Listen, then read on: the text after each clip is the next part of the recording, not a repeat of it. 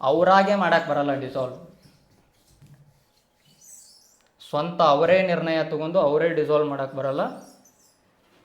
It must be recommended by PM. It must be recommended by PM.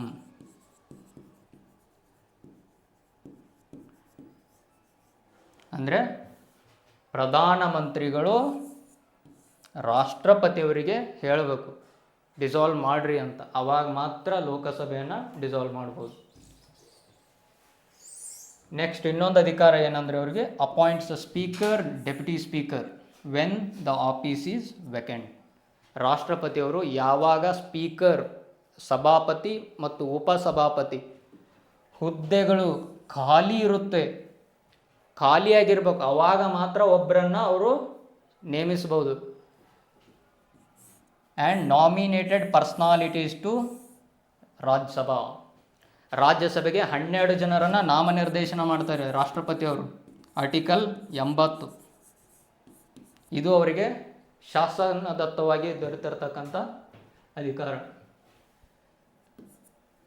ಇನ್ನೊಂದು ಅವ್ರಿಗೆ ಏನು ಅಧಿಕಾರ ಇದೆ ಅಂದರೆ ಲೋಕಸಭೆ ಅಥವಾ ರಾಜ್ಯಸಭೆ ಸದಸ್ಯರು. ಈಗ ನಾನು ಲೋಕಸಭೆ ಸದಸ್ಯನಾಗಿ ಎಲೆಕ್ಷನ್ನಲ್ಲಿ ಗೆದ್ದಿದ್ದೀನಿ, ಆದರೆ ನಾನು